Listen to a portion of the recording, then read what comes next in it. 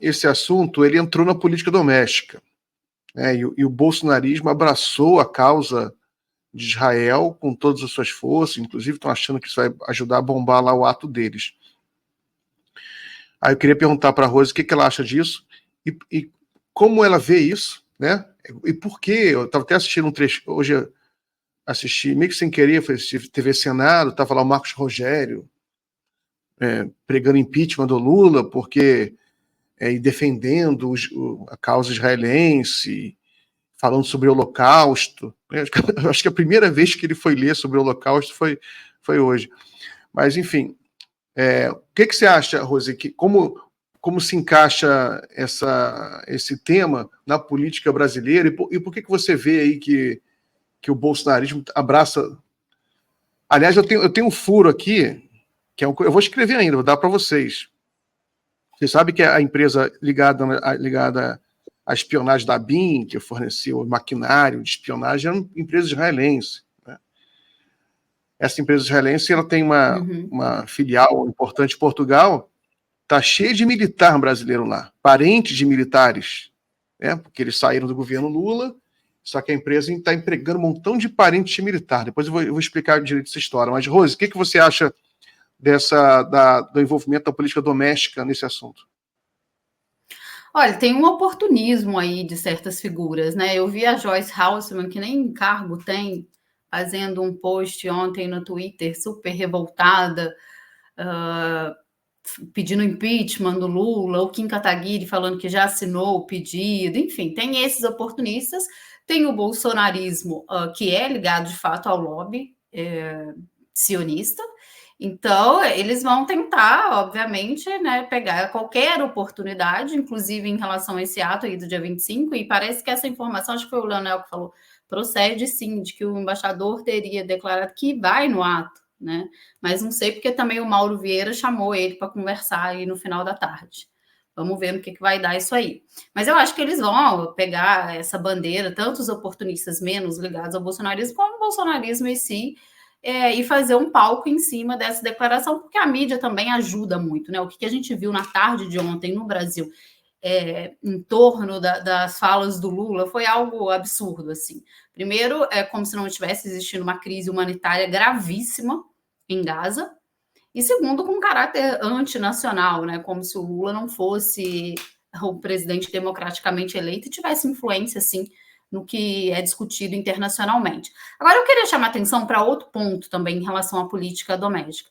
É o silêncio de muitos políticos de esquerda, inclusive de ministros do governo, em relação à fala do Lula.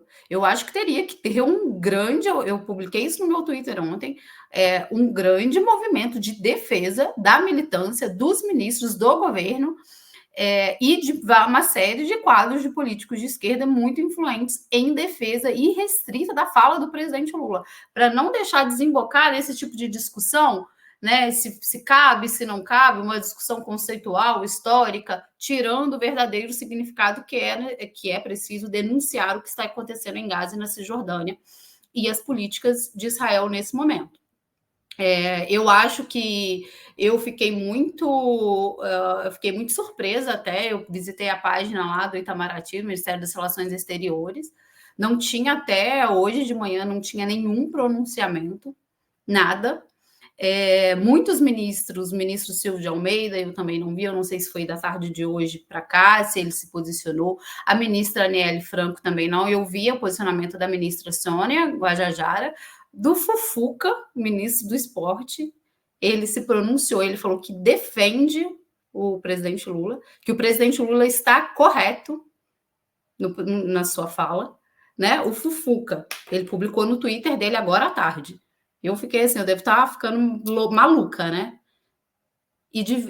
Tá aí, a declaração do presidente sobre Gaza é corajosa, essencial e destaca a importância da paz e solidariedade entre as nações. É fundamental que a comunidade internacional não ignore o sofrimento do povo palestino, vítima de crimes que exigem punição. Então, eu acho que tem esse oportunismo, tem o bolsonarismo que é ligado ao sionismo, ao lobby sionista, tem os oportunistas, tem o bolsonarismo raiz, mas eu acho que também tem uma parte da esquerda que precisa aproveitar esse momento, né? Muitos ficaram ali calados do dia 7 de outubro para cá, outros seguiram meio que a posição morna do Brasil. Eu falei isso lá no início, né, Miguel? E o Hugo voltou nesse ponto. O Brasil teve no início, ali quando começou o massacre, uma posição muito morna. Eu lembro que o Hugo publicou, inclusive a gente conversou também sobre isso, que talvez os brasileiros iriam voltar num caixão se o governo não falasse mais duro com Israel.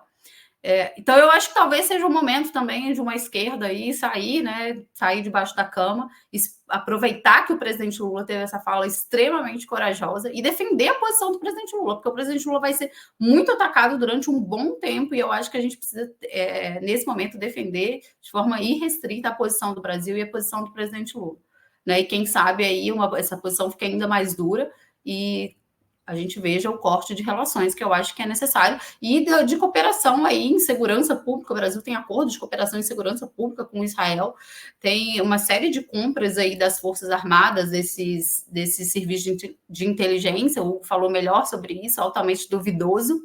Então, acho que é preciso avançar, inclusive, e acho que esse avanço depende em grande parte de uma defesa da posição do Brasil, do presidente, da posição, inclusive, do ex-ministro, né, o Celso Amorim também, que ele foi bastante, a fala dele, uma fala dura, né? Israel não deve desculpas ao Brasil, deve desculpas à humanidade, e o Brasil não vai pedir desculpas.